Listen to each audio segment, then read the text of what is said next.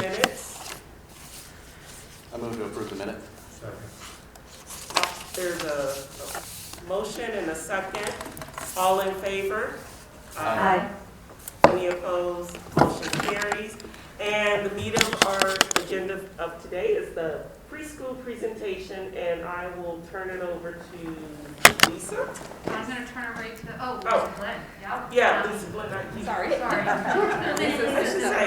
Glenn. Okay, good afternoon. Today I have Brandy Moon. Brandy is one of our district behavior specialists, but she's also lead teacher for Preschool Registration, and our main contact from our department for preschool department. So that's why Brandy's here with me today presenting. Ashley Reedy also is another one of our main contacts for preschool, but she is ill today, and home with ill children also. So she couldn't be with us today. So we're going to be talking about the present and future activity with this one. Okay.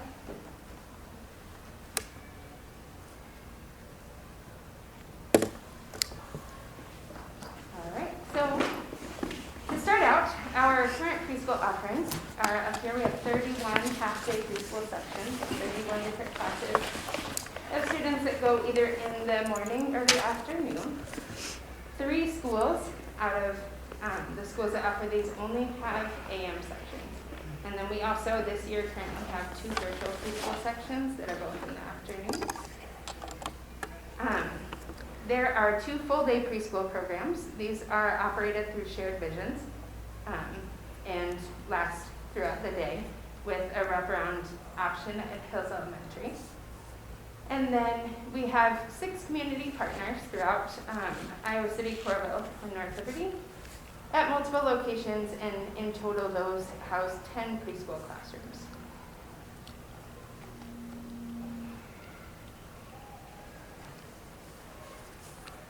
We compiled some information this month about our total preschool students, with IEPs, and then our preschool students at community sites.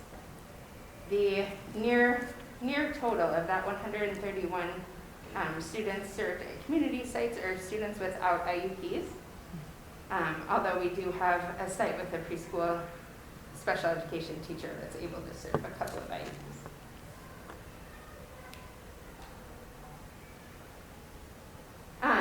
Each preschool program has a parent manual or handbook that outlines the preschool services available and their policies and procedures. And our district has a preschool website where that information is found, along with other information and that about preschool, and that will also be the jumping off point for preschool registration when that happens.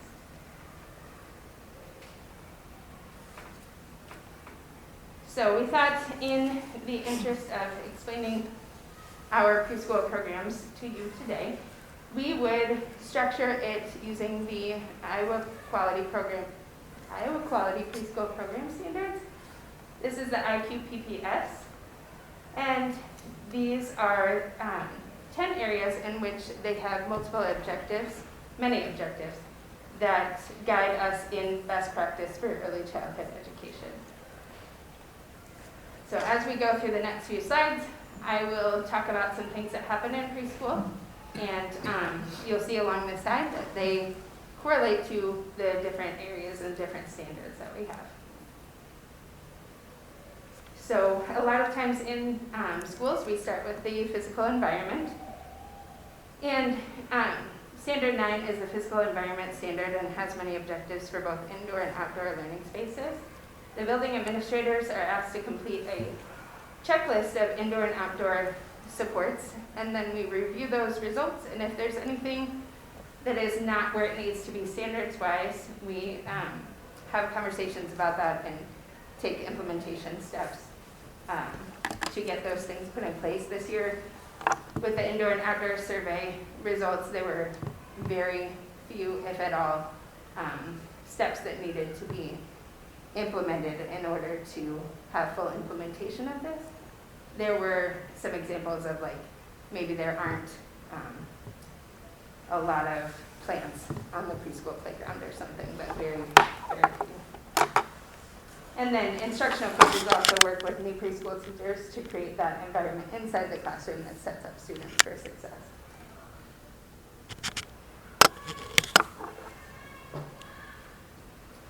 For professional learning, we have a lot going on right now for our preschool teachers.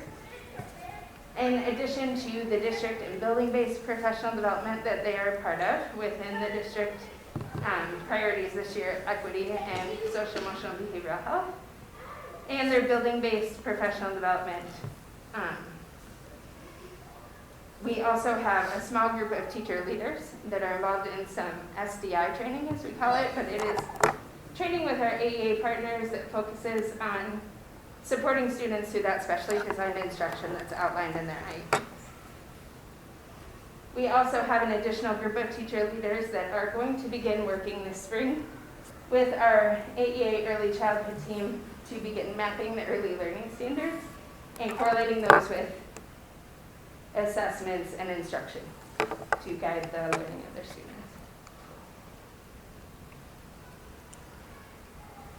Then, moving along to this daily schedule, as you can see, in 2.5 hours, the preschool teachers are packing a lot of different activities into the students' day.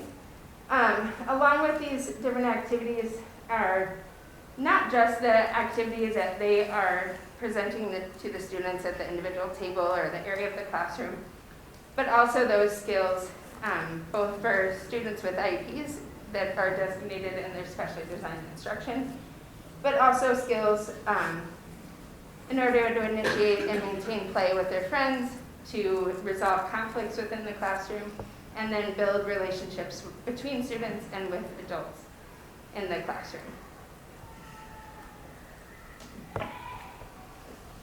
We are currently implementing a couple of different assessments throughout the year in preschool. The first one is the GOLD assessment, and this is the one that's most well known and common that you may have heard of in the district. There are 3 checkpoints throughout the year where the teachers are putting in a score for each student's development in according to 36 checkpoints in these areas that are up here. They create reports that we analyze in PLC that are district-wide data, classroom data, and then individual student data. Along with that, we have the EDECA, which is social emotional screener, and this is something that the preschool programs have not been doing for the past couple of years because of the varied in-school, out-of-school time with kids and online and things like that. So we're getting back into that this year, and I expect that we'll have full participation by all teachers in the spring.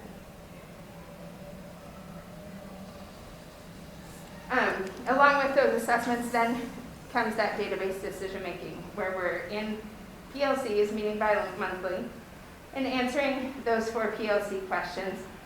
What is it that we expect students to learn? What do they need to know, understand, and be able to do? How are we going to know when they've learned it? And then how are we going to respond both when they have not learned it and when they have learned it?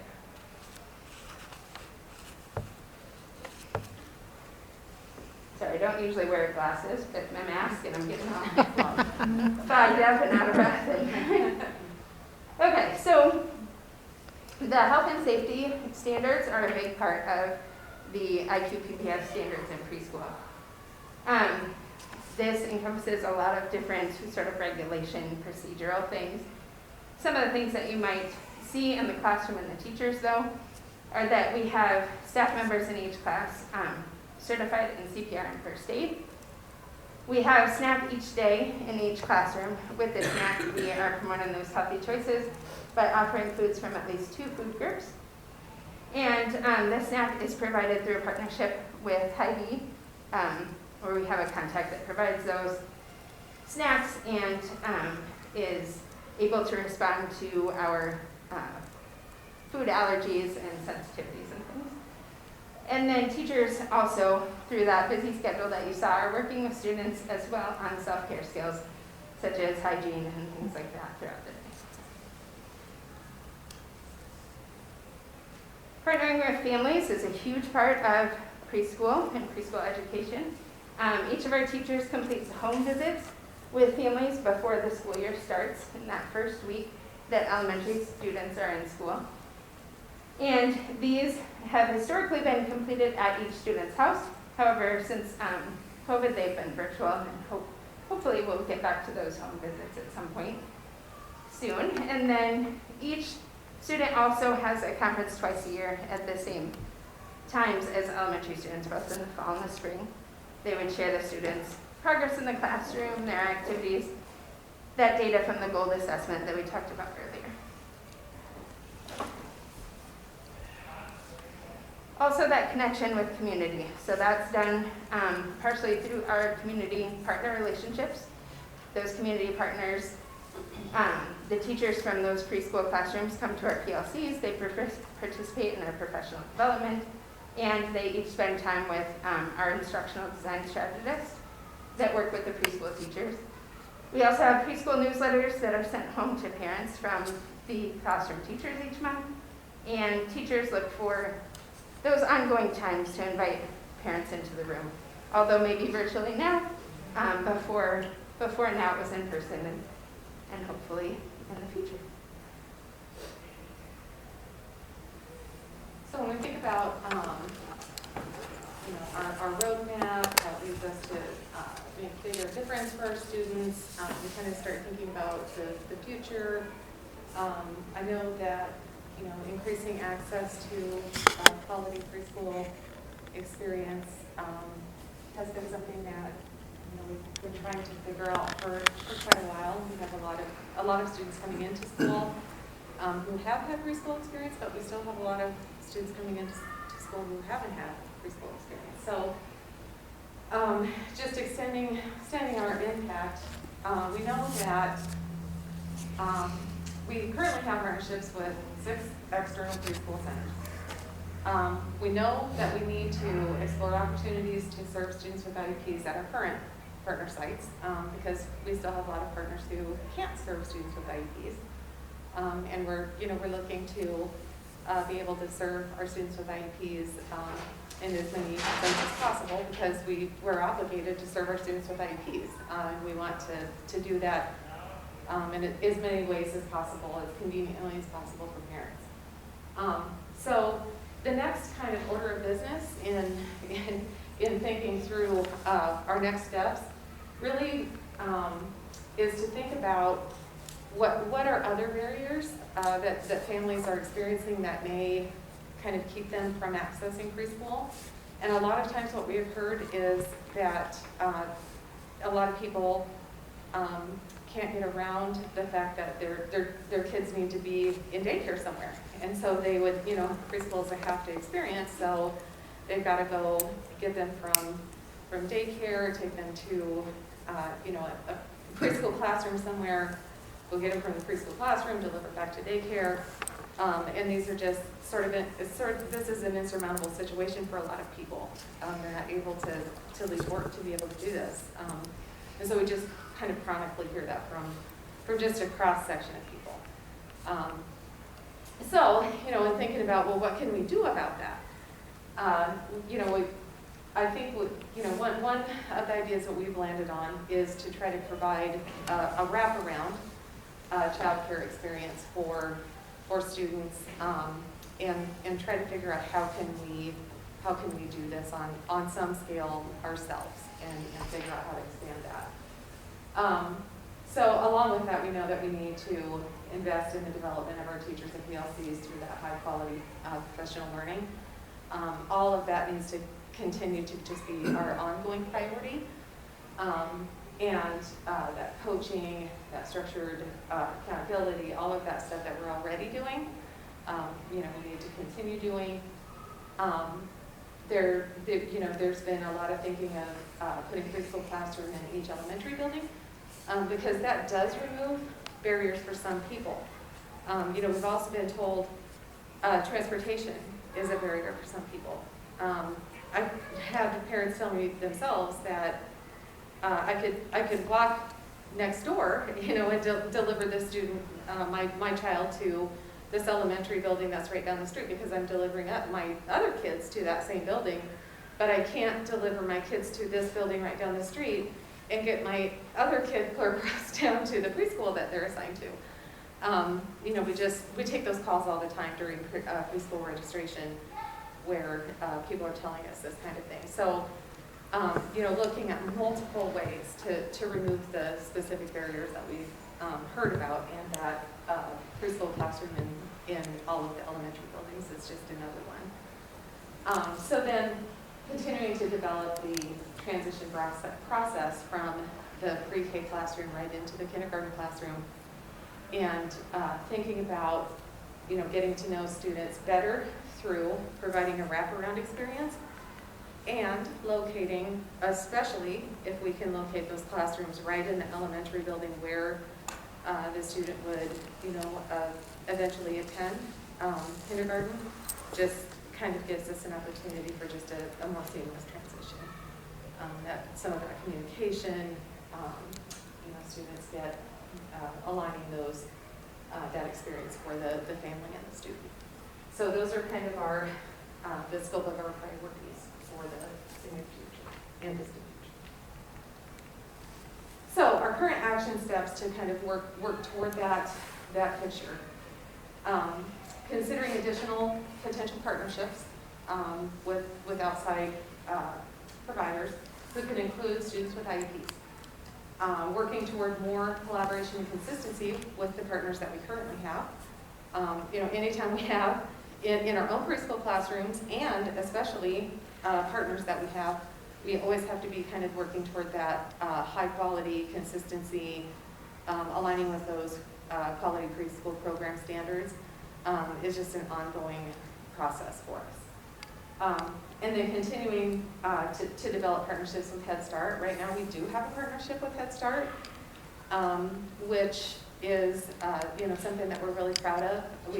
We send a special education co-teacher into a Head Start classroom to provide some of the special education services within that Head Start classroom, so that the students who attend that Head Start don't have to leave that class and come off-site to us, which is more seamless for them. And that's been a really good start to what we hope is more future partnership with Head Start. And increasing learning opportunities with Brentwood ADA, Iowa Early Childhood Leadership Team, and exploring other opportunities that we have for partnerships. A big item of business for us next is to explore wraparound care. And the goal of that work is to increase school readiness by removing barriers to students accessing a high-quality 4-year-old preschool experience. We just need to be really clear about that, that is the priority, that access to the 4-year-old preschool program classroom, and removing that barrier of that child care that I talked about. And so to that end, we're exploring looking at a pilot for the 22-23 school year, and looking at the feasibility of that right now, where we would provide a half day of 4-year-old voluntary preschool classroom experience with that wraparound child care. We call it wraparound because there would be some child care portion before, and then after the actual 4-year-old preschool program. So there are a couple different ways that we could do this. Option number one would be that our district would operate childcare from 7 o'clock in the morning to 6 o'clock in the evening. Those are the approximate hours that we're looking at right now. And all of this is based on those hours. Outside of preschool time. So we've already got the preschool classroom operating. And all of these, all of this is relative to that wraparound care that is outside of that preschool time. This would be a fee-for-service type of model, and those fees would be paid directly to the school district. And we would want to have a sliding fee scale so that it would, be according to what parents could afford and families could afford to pay. And there's a code that governs that. And supplemental, we would want to have supplemental funding streams accepted, so such as child care assistance and we would entertain other funding streams that they would become available. Those folks that would be working in that child care portion would be our employees.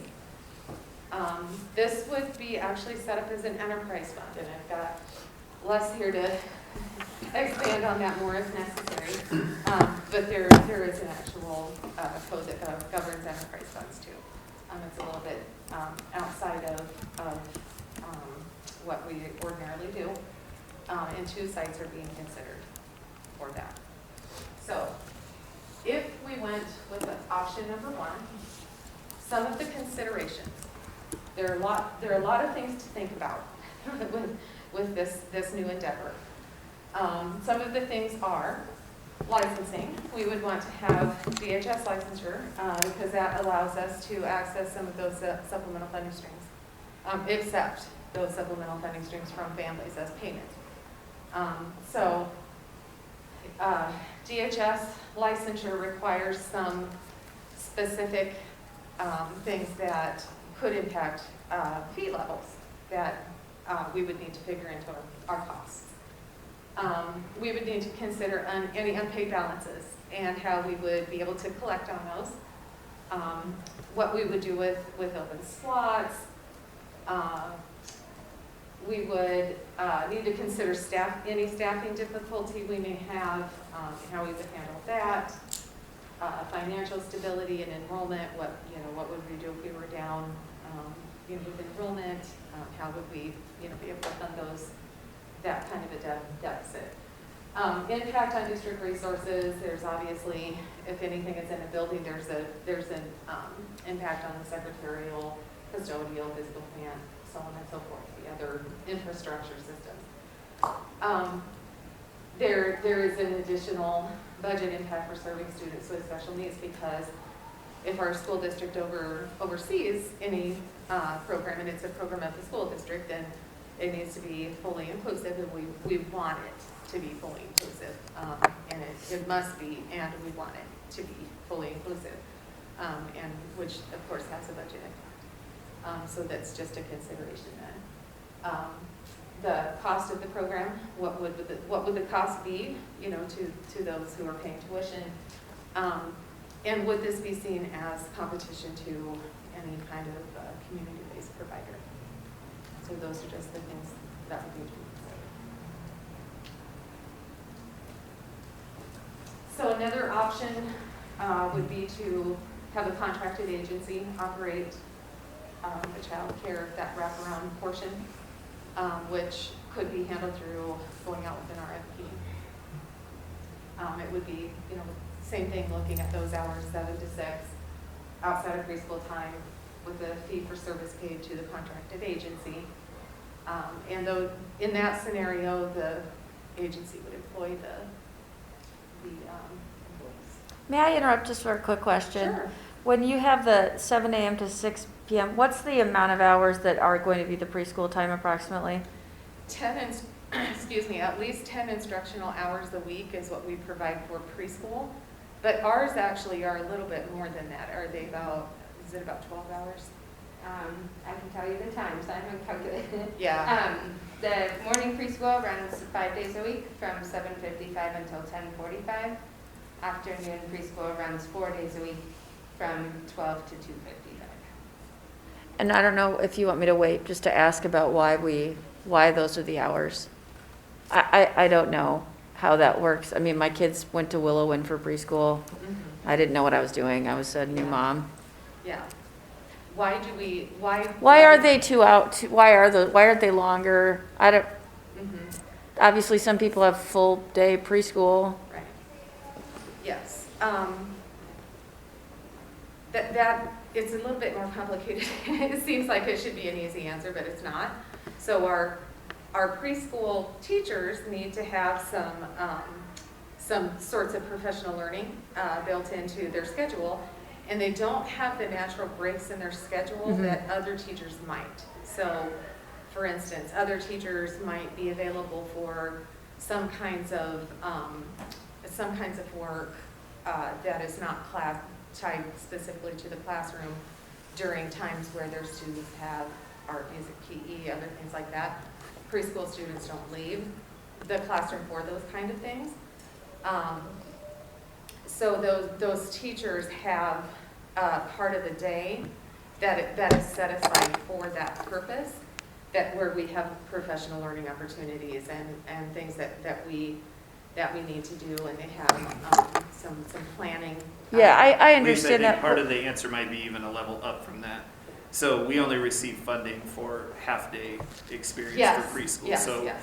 if we were going to provide the other half day with a preschool teacher, then we would have to fund independently that other half of that FTE. But So don't right Hills now, and Twain have full day preschool? they're operating under this type of a model that we're sharing with you here. So when we say full day The pre. Hills and Twain are, because they're low FRL classrooms, we get additional federal money, or additional money Hills from and Twain. somewhere Right. to support those programs. But they're funded by, the district isn't funding those full day programs. It all comes from special pots of money that are ICCSD money. And teachers are teaching preschool for several hours, more than the half At day. those two sites. they're- Yeah. At those two, because of those Yes. under their funding sources. The Because only we have funding it. we get from the state is for a half day Right. experience for the teacher. So Okay. anything above that, then we have to find a different funding. Right. So you can understand my confusion. Yes, I had it is no really idea what we were confusing. I'm talking about. sorry, I didn't understand what your question was So- getting at.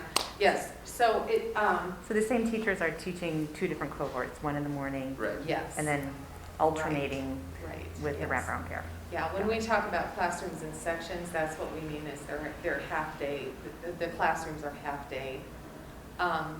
In the beginning, we talked about shared visions. That is the supplemental funding stream that supports that extra classroom time for the students who then attend that all day.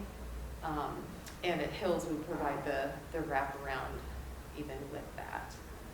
Yes, it's confusing because we have a few different kinds of things going on. But those are supported by different funding streams. Right, these plans contemplate the funding we get that you just described to me, which constitutes about a little less than 3 hours. Right, so yeah, you consider it a half day Yes. preschool with full wrap care. So Right. then at least you save the transition. But yeah, we wouldn't be looking at a model where we do full day preschool instruction. Right, We okay. can't figure out, we don't have a path forward on that to be able to sustain the funding on Right. that. I mean, Okay. you're gonna see our funding challenge of even looking at these two options just for the wrap care. Yeah, got it. And just one more quick question, the contracted work that they would come, they're housed here in the district buildings, correct? Yes. It's not like they're, okay, got it. Right. Yes, in this scenario here in option 2, what we're talking about is, should we consider someone coming in and providing the wraparound care right here? That's what we would be asking for someone to respond to, that proposal. Yeah. Right. Any other questions about that? I know it's. I'm gonna have some more questions along that line, but I'm gonna, I'm gonna hold off until you get through it all. Okay. So I get a nice list. Yeah, okay. So some of the considerations, and there are a lot of considerations with each different option. With option number 2, where if we would think about a contracted agency, one of the issues that we would need to consider would be bond compliance. And this is where I really am gonna lean on less for any of the questions being answered, but there are considerations with bond compliance here that we would need to just think through if this was something that we would want to pursue. Inclusivity considerations. Considerations about inclusivity we would need to think ahead on and build the things that we want to see in any kind of an RFP or contract. if we were to go with an outside agency.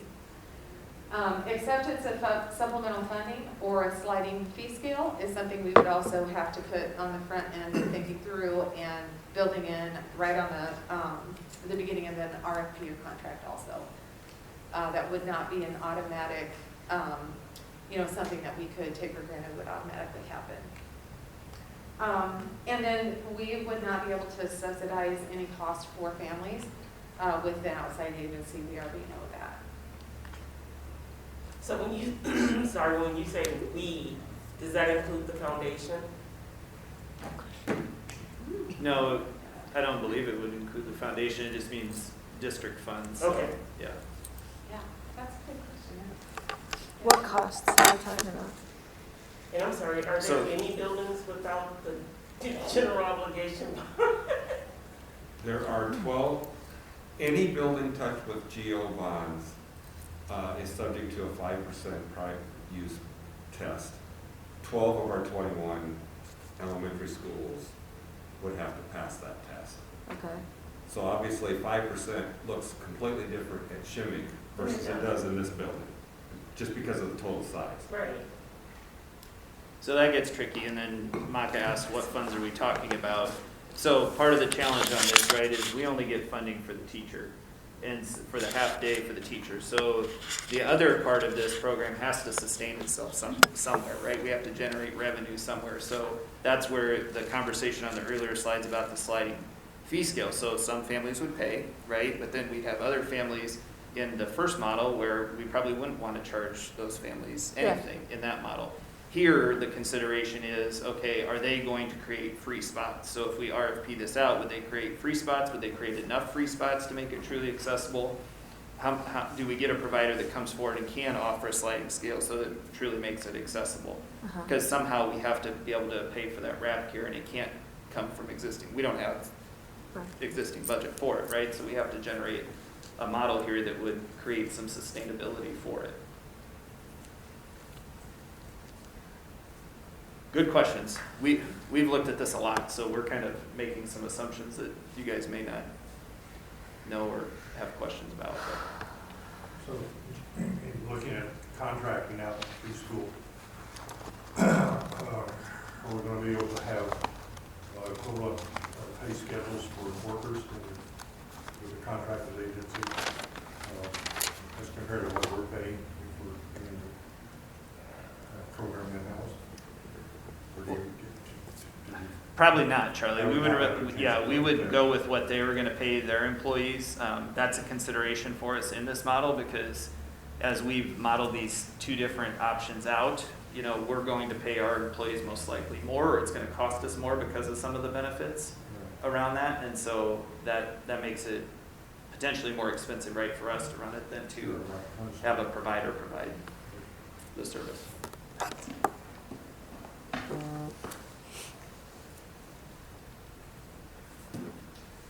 Okay, I'm going to stop here and maybe we can just open it up for any remaining questions and we can move back to any information.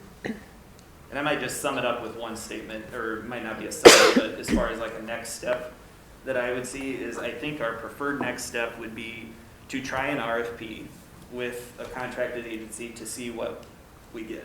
I think just to see what the playing field is, to see if we want to take 2 sites. I think that's what we'd like to do, 2 sites to pilot next year, to put out an RFP with the best case scenario, put those different elements of our plan in there to see if they would respond and if they can do this model. If they can't, then I think our option shifts to us trying to provide this at 2 different sites. But I think first, we're really for the wrap care, we'd like to see if there's a provider in the community that would rise to the occasion and be able to provide this. It does, if you just notice Lisa's slide on that option 1, the considerations, while not insurmountable, there are several, right, if the district operates this on its own. And so there's a few tricky things in there that you might want to ask more questions about. And we're happy to have that conversation, but I'm saying I think that would be our preferred is 2 pilot sites next year. We try to RFP for the wrap care. If we don't get a successful RFP or one that meets our needs, then we'd move to the district operating the wrap care. Lisa, you've mentioned this before with the competition consideration. Where are you, what's your reaction to that consideration if we're looking at this RFP plan of 2 sites that Matt just described? Well, I think we're still also trying to internally work on a third pilot site that would be with a private provider. It's important to me, and I think the team, I don't want to speak for them, but that the person providing the preschool instruction is an ICCSD teacher. Like, part of this whole model is that there is consistency in what is delivered. And by having a teacher in the class, an ICCSD teacher teaching, not only is there consistency and we ensure that professional development is getting to those teachers, they also have the full resources of the district and Grant Wood behind them, so that if they have students who have special needs or need early interventions, like it's all one district, we're all there. Whereas if we allow the private entity to put in their own person, that chain gets broken. And that's, to me, one of the really important parts of preschool, is this early intervention model. And so it's not, we're still working on it, but we're trying to find a private partner who would be able to work with that model, have our employee embedded in their space, which is scary because they're not their employee. They can't just fire. You know, it's definitely a partnership. So it's going to take the right person. And so if we're able to pilot that and we do it successfully, then that's a model for moving forward where it's not just one pilot site with a private. This is how we work with our private providers hand in hand so that they get the dollars for the RAF, but we are still providing the preschool. So I'm hopeful that we'll still be able to do that. But that component, you know, the concern about putting our private providers out is definitely existent with either option 1 or option 2, because the people that are going to respond to the RFPs aren't the Frog Hollows or the Lionhearts or the Purple Bloom. It's Champions or a BASP parent program. So those are apples and oranges in terms of who we would help. Okay.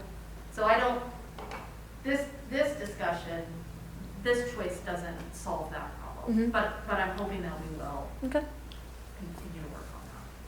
So Lisa, just to make sure I'm understanding what you're saying there, are you saying the teacher would be in the hours where the statewide program is not providing that? No. Okay. The teacher is only there for the those state, 3 hours. for those 3 hours. The rest are paras or supervisory people. Well, at the private center, it's their employees. Right. Yes. But even at our sites. And at our site, it's paras or. Okay. Yes, Okay. that's correct, because we don't have the money.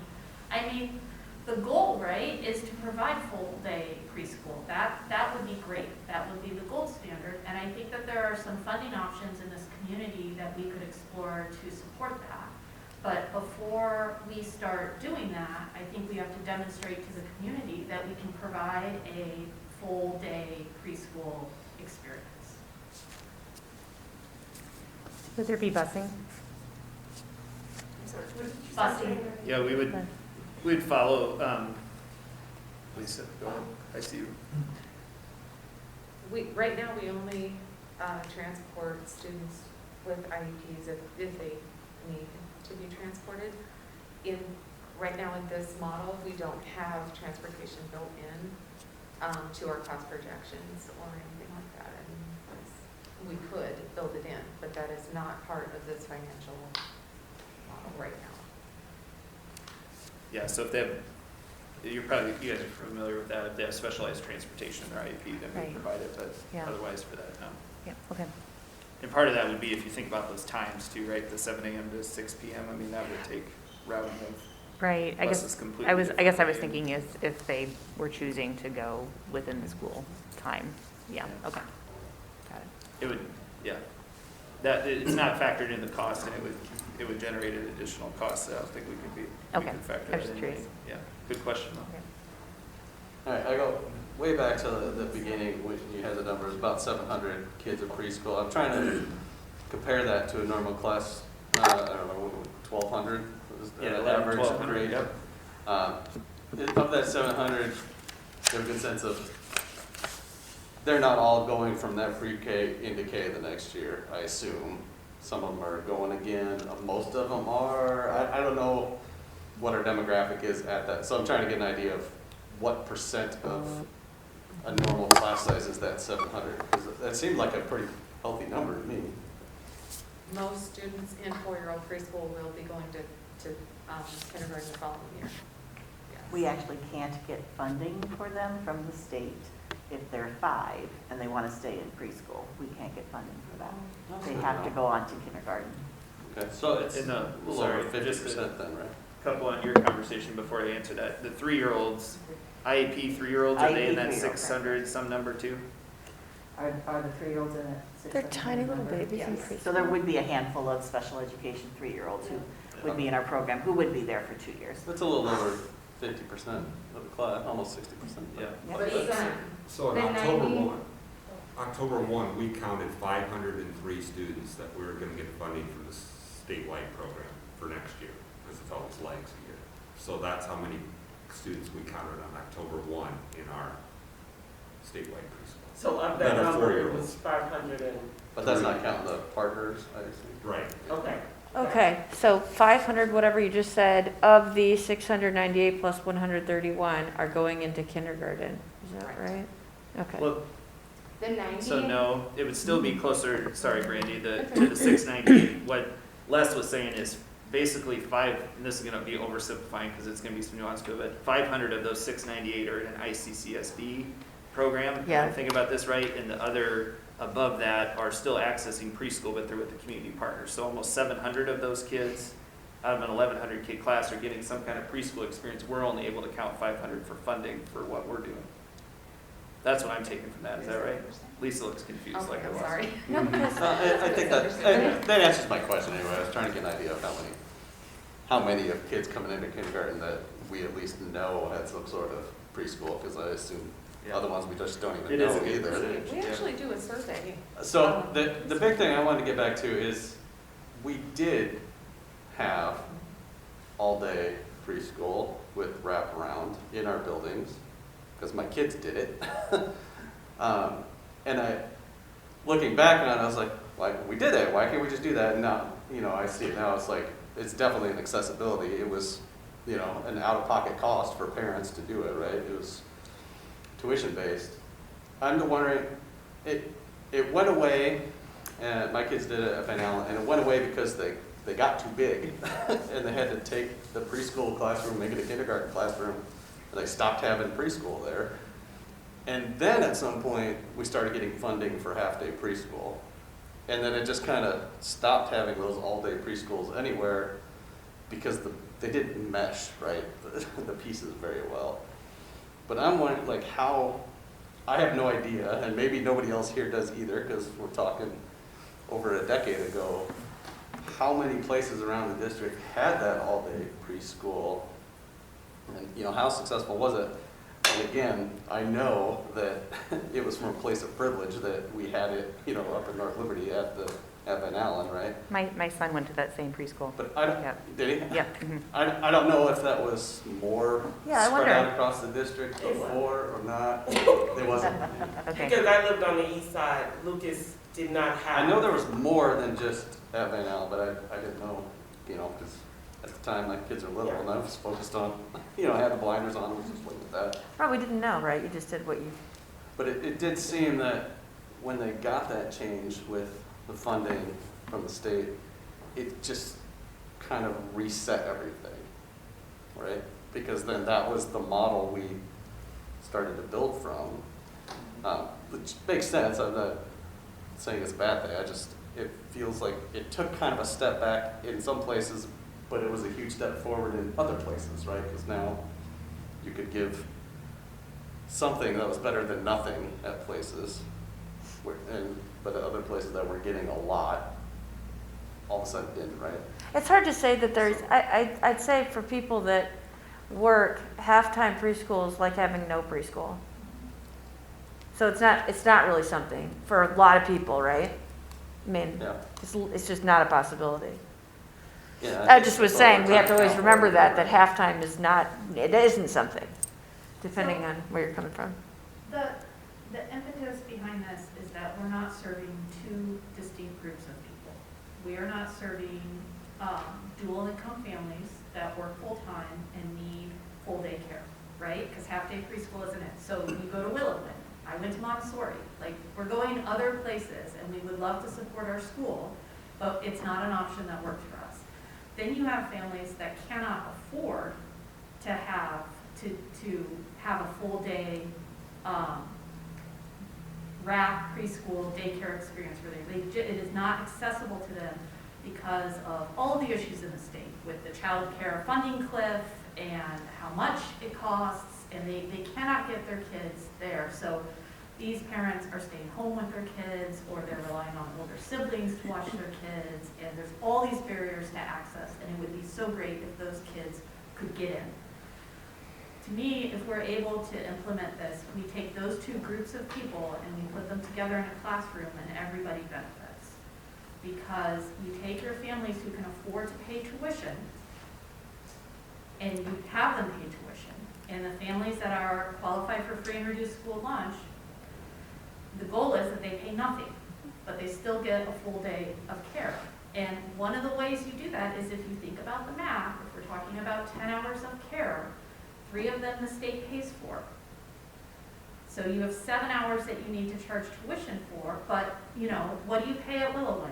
$1,200 a month? $1 million. Would you pay $1 million, and would you pay $1,100 to Right. go all day to your local elementary school? Yes, you would. Do we have to pay for all 10 hours of care? No, the state pays for 3, about 10 hours a week, you know. Right. And so you use that funding model to supplement and support the FRL families that can't pay anything. But like Lisa said, part of it depends on getting DHS certified so we can tap into child care assistance dollars.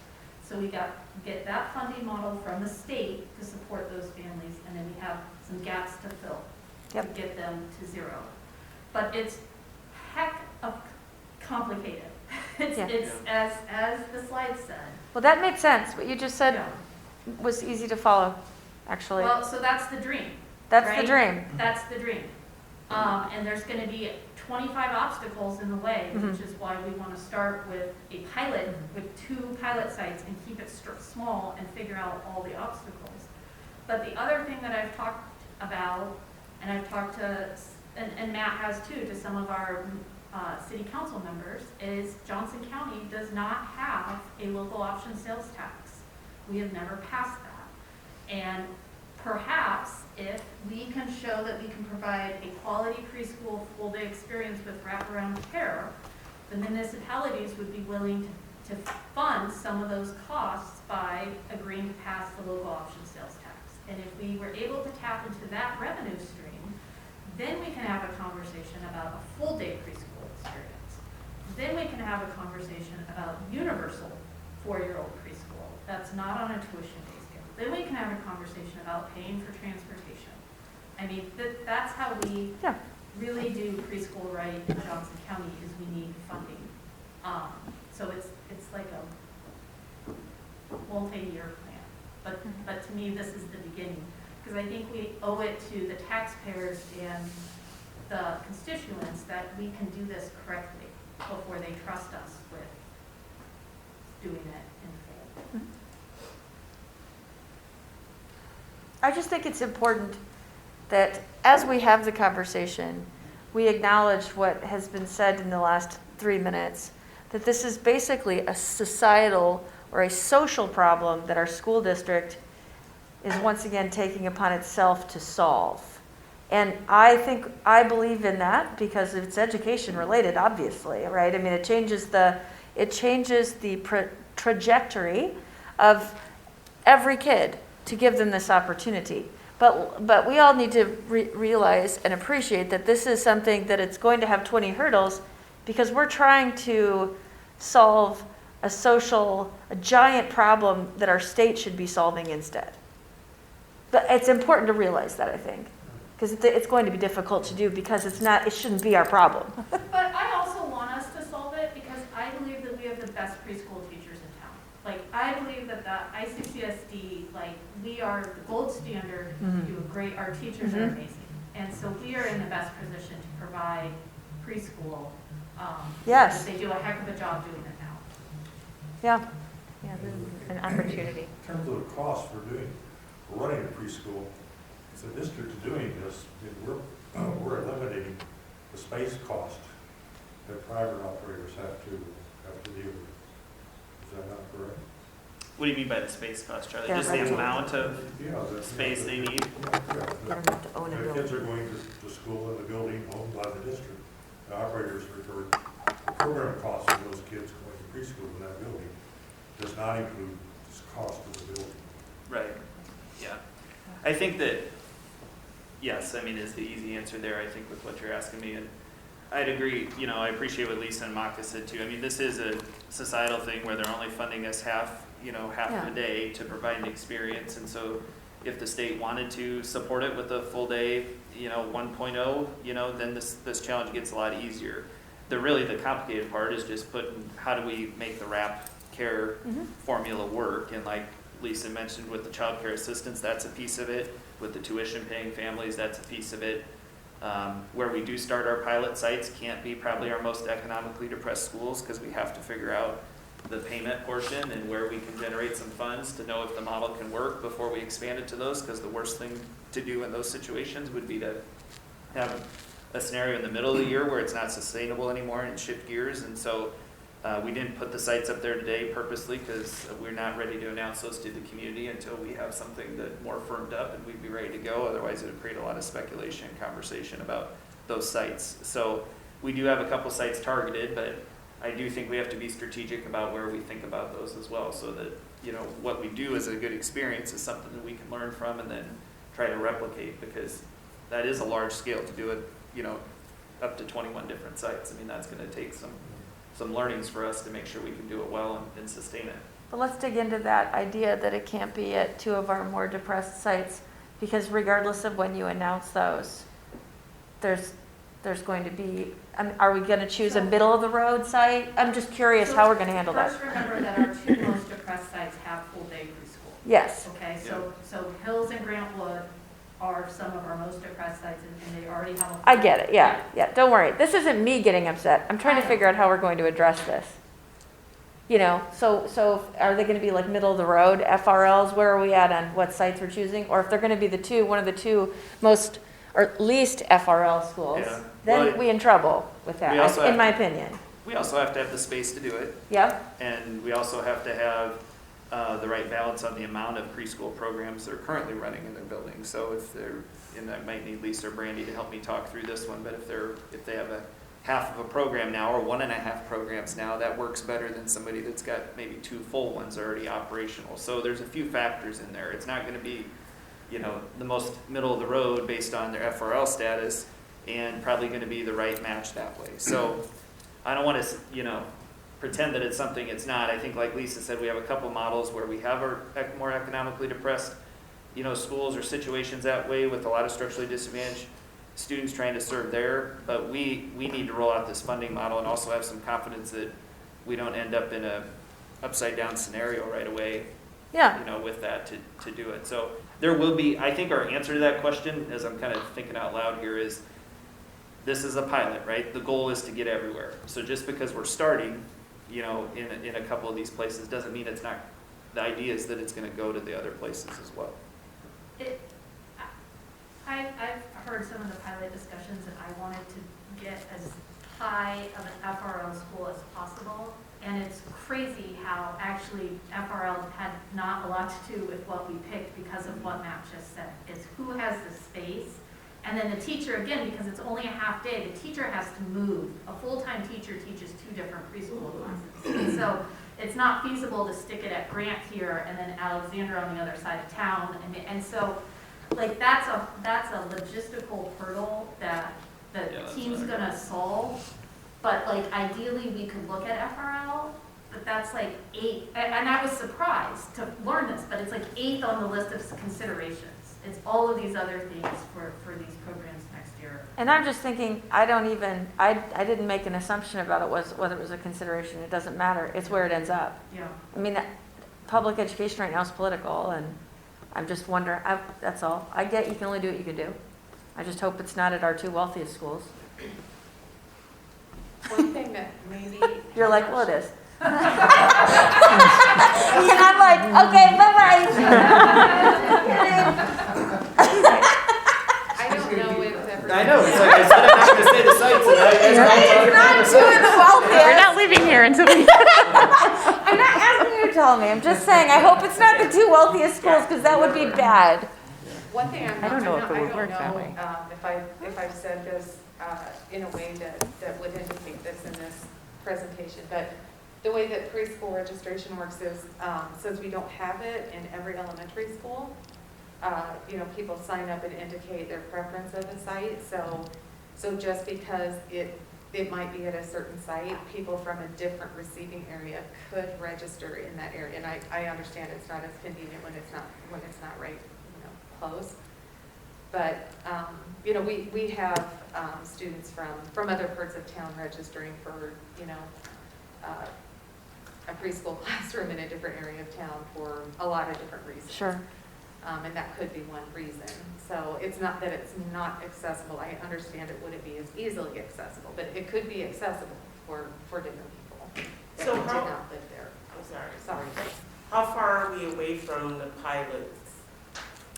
So I think next steps are to draw up an RFP, to put out the RFP, and that timeline, Les had a pessimistic timeline this week that I didn't like about May, so I'm going to work on him on that some more, but usually preschool registration opens March 1. I think realistically we're talking about delaying preschool registration so we can continue to work on these pilot sites and then come back with preschool registration a few weeks or a month later so that then we can have these pilots announced at the same time. Because if we have everybody register, it's the same challenge Lisa just articulated. If they register for the sites they think are known and we come back with 2 other sites later, that's a bunch of logistical mess for families and for us that I think we'd like to avoid. So I would say as soon as we put out the RFP, we have to name the site. So I would say within the next 2 or 3 weeks, once we're firm on what kind of a ask we're going to make around that RFP, I think we're close to being able to do that. So by delaying our preschool registration, because you said normally it's around March 1st. March 1st, yeah. Does that put us at risk as sort of missing some of these families? Would they start thinking, I'm going to go look elsewhere because I don't know? Not if we can tell them when we'll open it. Okay, I'm just curious because...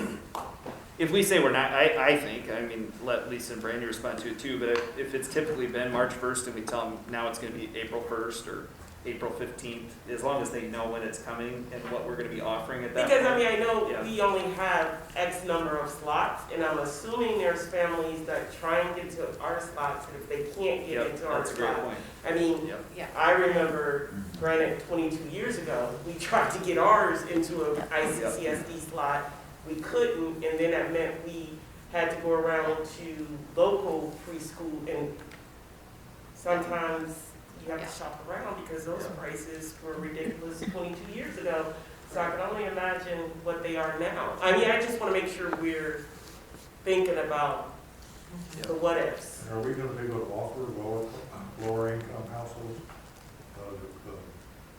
to go to have a subsidized So sliding scale. Yeah, we'll have that sliding scale in there, Charlie. Whether it's option 1 or 2, option 2, the team walked through there. If we can't get an RFP back that provides for what we're looking for along those sliding scale aspects, then I think that's informative of us need to do it ourselves or look at a different option there. So, yes. we could figure that out? We- Time to do registration this year? By law, we have to offer a sliding scale if we operate the program. Okay, So we don't have a choice there. okay. So to the point, I don't know who said it was, and it may have been you, Charlie, is that if we're contracting, we want them to provide the same opportunities to our families that would have this sliding scale. Most of them probably aren't operating under that model. Right, yeah. And Lisa probably knows more than I do about it, so I'm not going to put words in your mouth, Lisa, on that. But they don't have to offer that in the same way that we do.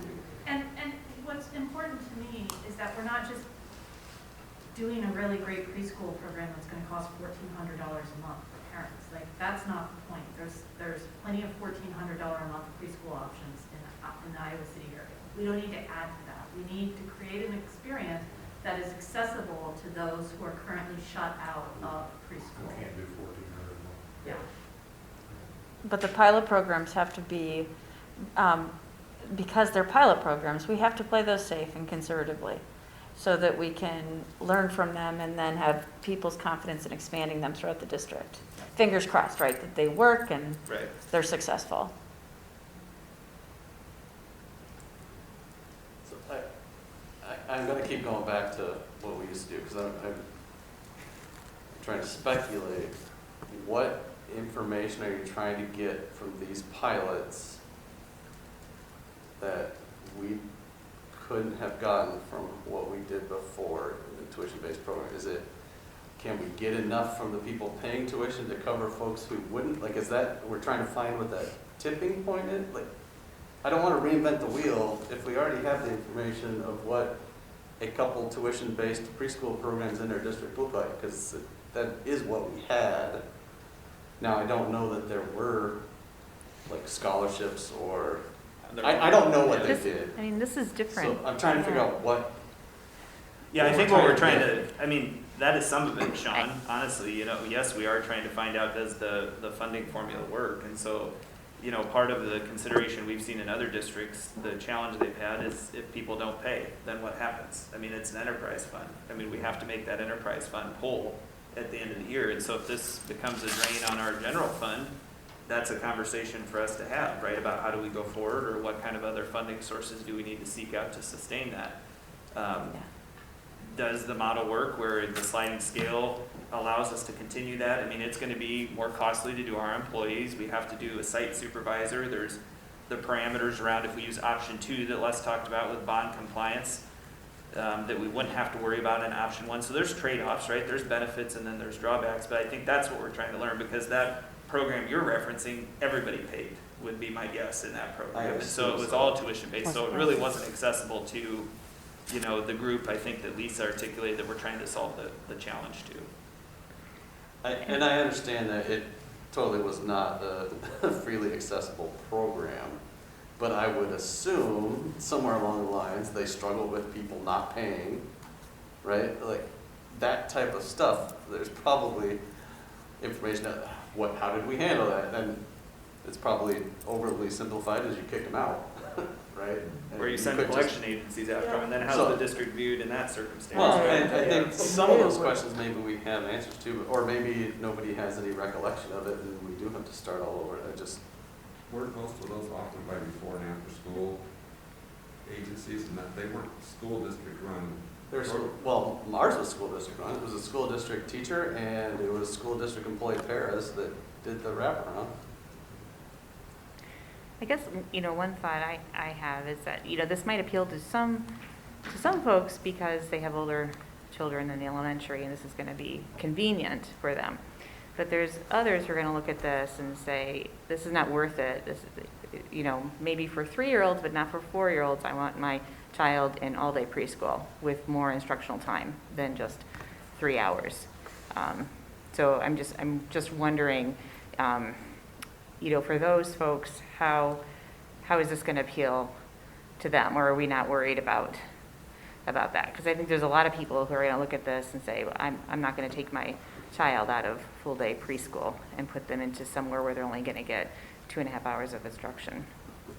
Well, I guess I would ask them to think critically about what that 2.5 hours of instruction looks like in comparison to your child going to preschool, daycare for the full day, and how much of that is actually instruction. Yeah, I right, understand during that, but I time. think And just the that's optics nuance. of it Yeah. is what people, But I think that's Yeah. the message to come back with, Jane, is Yeah. to say, okay, you're viewing it as, okay, the instruction's only happening here. Well, we can view it as the instruction happens all day, but we're actually counting this as instruction around standards during this time.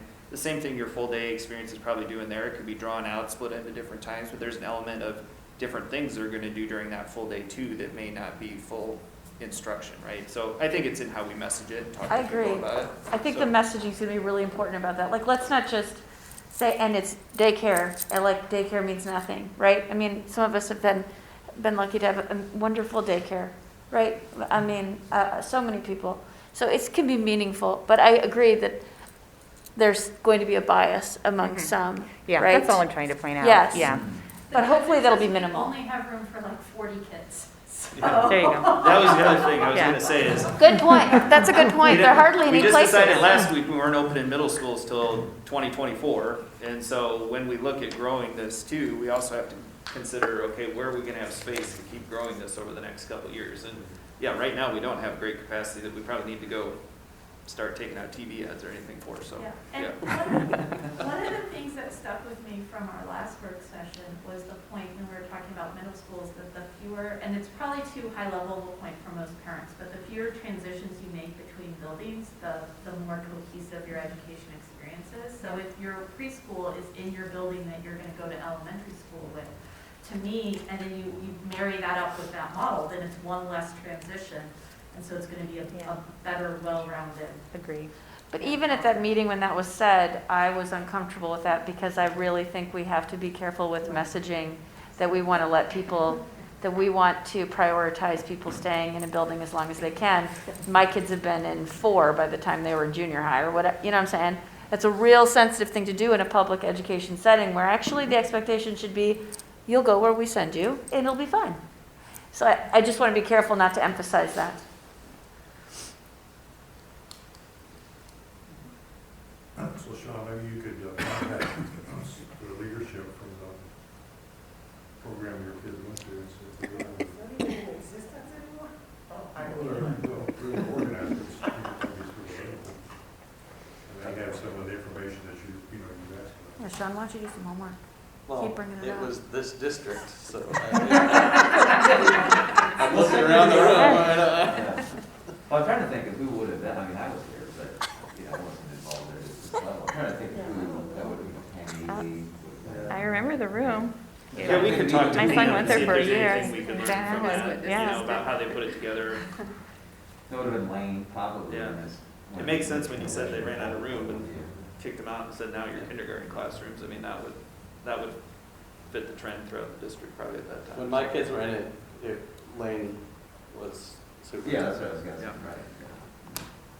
I'm really impressed with the information gathering and the information we were given. I think this is great, and I'm really glad our district is doing it. I think it's, once again, we're leading in the state by doing this, and it'll make a huge difference for the kids and for our state if we can do this on a larger scale. So I think it's wonderful.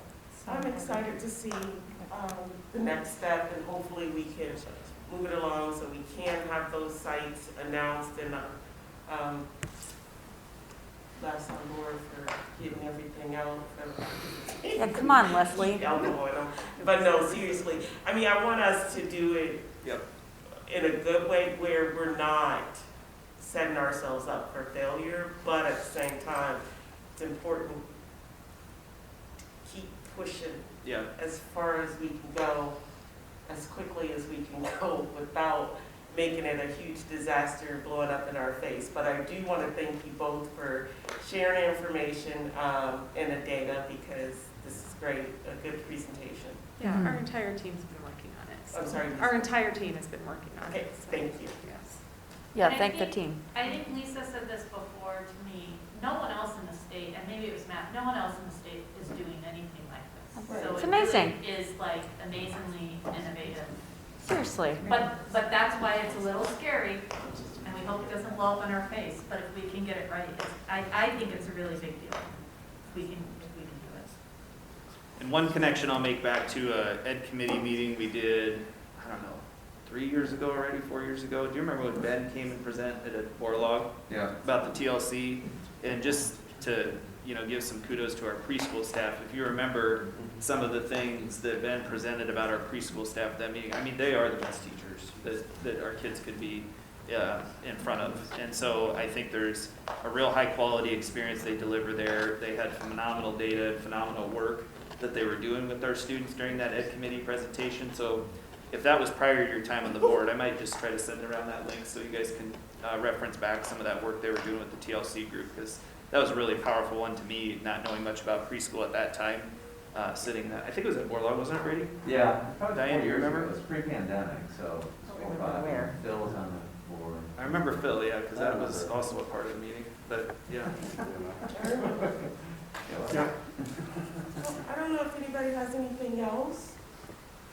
I just want to give a shout out. It's actually, my son went to special education preschool when he was 3. He had a speech delay, and it made all the difference. Yeah. He's a senior now, and he's doing really well, and just, yeah, it made all the difference, and so I agree.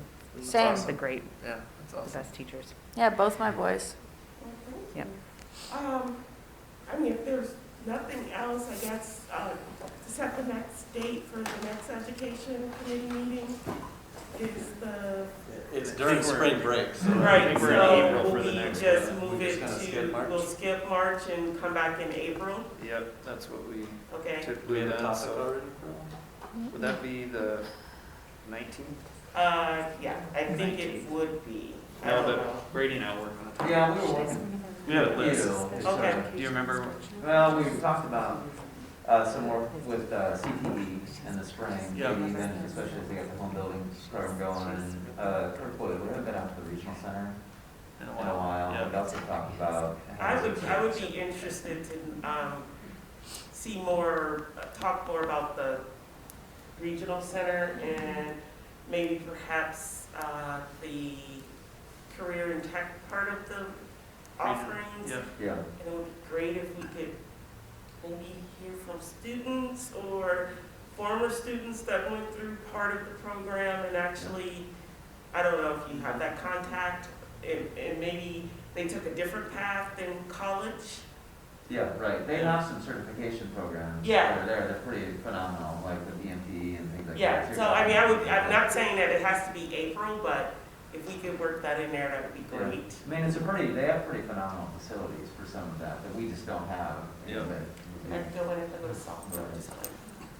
Yeah. Well, we'll definitely target a CTE for April or May, and then, like you said, either regional center or some of the stuff the ACE program's done that you guys have heard about has been pretty powerful too with the homes, and I know we had a short running list we're working on, so we'll run some draft topics by you guys here for April and May. Okay. Yep. Sounds good, so with that, if there's no objection, is there a motion to adjourn? I move to adjourn. Second. All in favor? Aye. Have a good night, guys, thank you.